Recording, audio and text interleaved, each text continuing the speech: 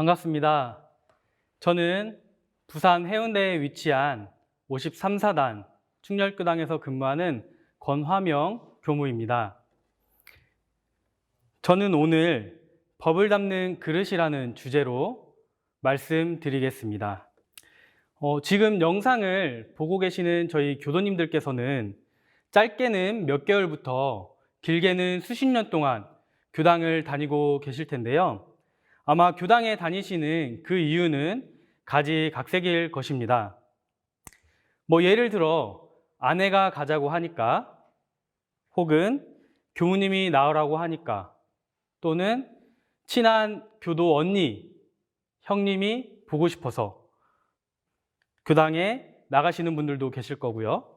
아니면 정말 이 법이 좋아서, 공부가 좋아서, 확실한 신앙심으로 등등 나는 지금까지 어떤 마음으로 교당에 다녔는지 지금 이 시간을 통해 살펴보면 좋을 것 같습니다.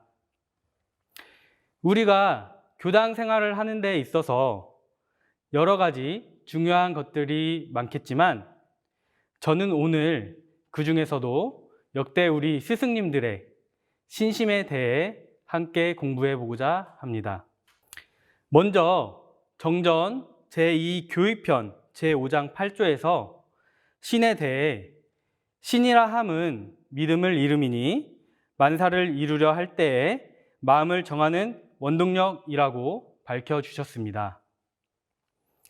뜻 그대로 신이란 믿음이며 우리가 무슨 일을 할 때에 내 마음을 정하는 원동력이 바로 신이라는 것이죠. 그리고 사물이나 사람에 대해 옳다고 믿는 마음, 우리 교도님들께서 신앙하는 우리 원불교의 교리를 의심 없이 믿는 마음이 바로 신심입니다. 예부터 도가에서는 신심을 모든 공부의 시작이요 핵심이라고 여겨왔습니다. 신성품 1장에서는 스승이 제자를 만남에 먼저 그의 신성을 보나니 공부인이 독실한 신심이 있으면 그 법이 건네고 공을 이룰 것이요 신심이 없으면 그 법이 건네지 못하고 공을 이루지 못하나니라 고 하셨으며 7장에서는 신이 없는 공부는 마치 죽은 나무에 걸음하는 것과 같아서 마침내 결과를 보지 못하나니라. 그러므로 그대들도 먼저 독실한 신을 세워야 자신을 제도하게 될 것이며 남을 가르치는 데에도 신 없는 사람에게 신심나게 하는 것이 첫째 가는 공덕이 되나니라 라고 말씀해 주셨습니다. 그렇다면 도가에서는 왜 신심을 중요하게 생각할까요? 저를 빗대어 봤을 때 신심, 즉 믿는 마음이 있어야 법문 하나를 들어도 그것을 생활 속에서 실천하려는 마음이 나고 또한 실천이 되는 것 같습니다. 예를 들면 그림과 같이 약수가 아무리 콸콸콸콸 흘러나와도 그것을 담을 수 있는 그릇이 작거나 없으면 물은 다 버려지게 되듯이 우리 공부인들도 아무리 많은 법문을 듣고 알아도 법과 스승에 대한 믿음이 없으면 그 법이 내 마음과 내 생활에 담기지 않게 됩니다. 그저 스승님의 가르침은 스승님의 가르침일 뿐이고 내 생활은 내 생활인 그런 모습으로 살아가게 되겠죠. 그래서 신은 법을 담는 그릇이 되고 모든 의도를 해결하는 원동력이 되며 모든 계율을 지키는 근본이 된다 하셨습니다. 제자가 스승님께 바칠 신성의 표준을 보여주신 어른이 바로 정산종사님이십니다. 대산종사께서는 정산종사를 망고의 대신의를 세우신 분이라고 말씀해 주셨습니다. 정산종사님의 신성에 대한 많은 일화가 있지만 저는 이 한마디가 정산 종사님의 대종사님 법에 대한 믿음을 가장 잘 표현하고 계시지 않은가 생각을 합니다. 나는 대종사를 배운 후로는 1호의 이의가 없이 오직 가르치시는 대로만 순종하였으며 다른 것은 모르지만은 이 법으로 부처되는 길만은 확실히 자신하였노니 이 법으로 부처되는 길만은 확실히 자신하였노니 저는 이 말씀을 받들고 제 스스로를 많이 돌아보게 되었습니다. 전무 출신을 서원한 나는, 성불재중을 서원한 나는, 대종사님의 심통제자가 되기로 서원한 나는 이 법으로 부처가 될 것이라는 확신, 믿음을 가지고 있는지 제 스스로를 많이 돌아보는 그런 계기가 되었습니다. 혹시 무슨 한자인지 아시나요? 바로 줄탁동기라는 사자성어인데요. 그 뜻은 다음과 같습니다. 알 속의 병아리가 바깥 세상으로 나오기 위해 알 속에서 알 벽을 쪼는 것을 줄이라 하고 어미닭이 알 바깥에서 알 벽을 쪼아 알 깨는 것을 돕는 것을 탁이라 하며 알 안에 병아리 부리와 알 밖에 어미닭 부리가 일치하는 순간 알이 깨지는 찰나를 동기라고 합니다. 그래서 줄탁동기라고 한다고 하네요. 병아리가 자기가 깨려는 마음이 없으면 어미닭은 쪼지 않는다고 합니다. 알을 계속 정성껏 품고 있다가 결정적일 때 딱 한 번 쪼아준다고 하는데요. 병아리와 어미닭이 동시에 알을 쪼기는 하지만 어미닭이 병아리를 세상 밖으로 나오게 하는 것은 아닙니다. 어미닭은 다만 알을 깨고 나오는데 작은 도움만 줄 뿐 결국 알을 깨고 나오는 것은 병아리 자신입니다. 여기서 알 껍질을 쪼아 깨려는 병아리는 깨달음을 향하여 나아가는 저희 수행자들을 비유한 것이고요. 어미닭은 수행자에게 깨우침의 방법을 일러주는 저희 스승님을 비유한 것이라 할 수 있겠습니다. 이와 관련된 이야기를 하나 들려드리겠습니다. 옛날에 어떤 수행자가 한 유명한 화상의 소문을 듣고 찾아가서 화상에게 정중하게 부탁을 드렸습니다. 저는 껍데기를 깨고 나가려는 병아리와 같으니 부디 화상께서는 밖에서 깨트려 주십시오. 그러자 화상이 묻습니다. 그렇게 하면 살아갈 수 있겠는가? 수행자가 답합니다. 제가 만약 살아남지 못하면 스님은 사람들의 큰 비웃음을 사게 될 것입니다. 그러자 화상이 큰 소리로 그 수행자를 질책을 합니다.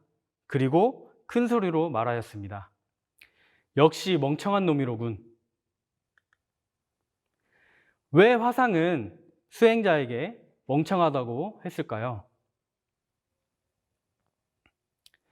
수행자가 안에서 치열하게 자기 수련을 할 때 비로소 스승은 밖에서 수행자 스스로 나올 수 있게끔 도움을 줍니다.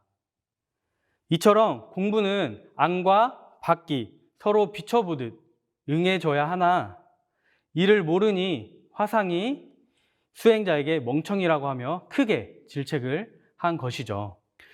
우리가 인생에서 힘든 일을 겪을 때 스승님의 말씀을 어떤 마음으로 받드느냐에 따라 내 인생에 변화를 일으키거나 혹은 나와는 상관없는 말씀이 됩니다.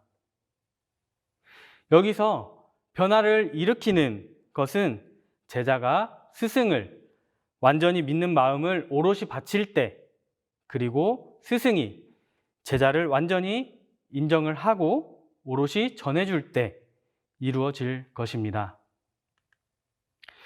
만약에 병아리가 알 속에서 아직 준비가 덜 된 채로 어미닭이 달걀을 쪼으면 어떻게 될까요? 반대로 알 속의 병아리가 나올 준비가 되었는데 어미닭이 쪼아주지 않는다면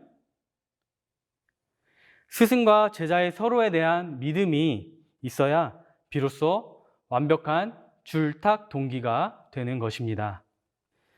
대산종사께서는 병아리는 어미 닭의 품을 떠나지 않고 따라다녀야 잘 클 수 있고 공부인은 스승의 품을 떠나지 않고 적공해야 큰 도를 이룰 수 있나니 그대들은 대종사께서 만들어주신 이 회상을 만났을 때 부지런히 공부하여 성불하고 좋은 인연을 많이 맺어 놓아야 하느니라 라고 말씀을 해주셨습니다.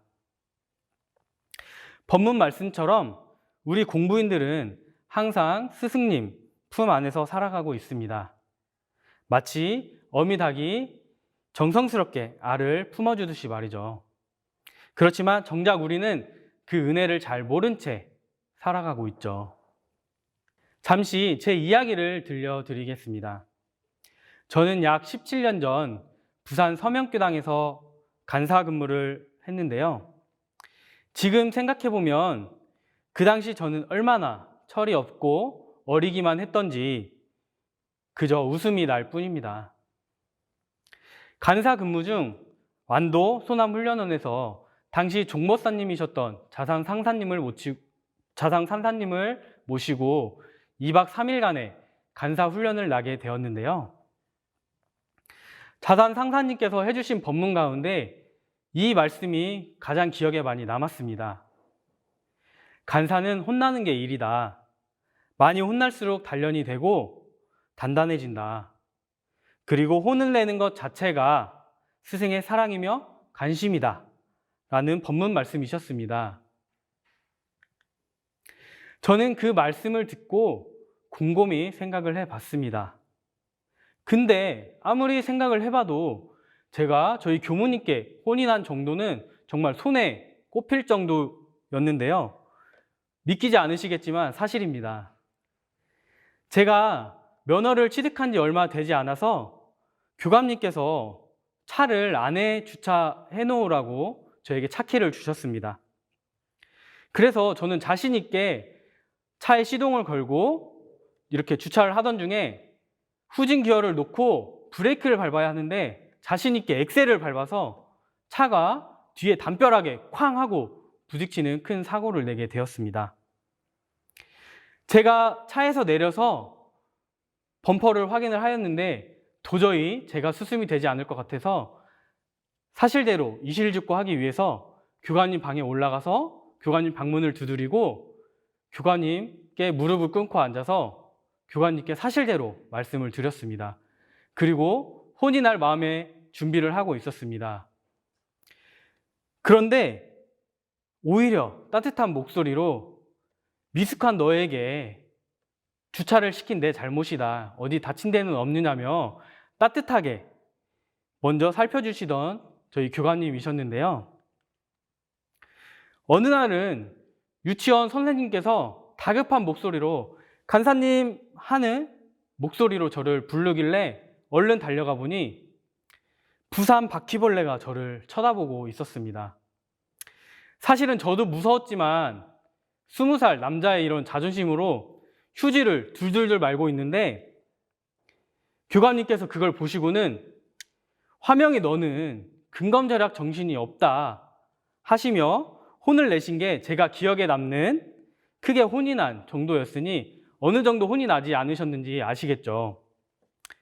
그래서 이런 상사님의 법문 말씀을 생각하며 어린 마음에 우리 교무님께서는 나를 사랑해 주시지 않는 건가?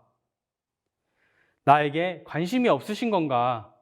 나를 지도해 주시기 싫으신 건가? 라는 그런 생각을 하게 되었습니다. 간사훈련을 다녀온 직후 교무님과 산책을 하게 될 기회가 있었습니다.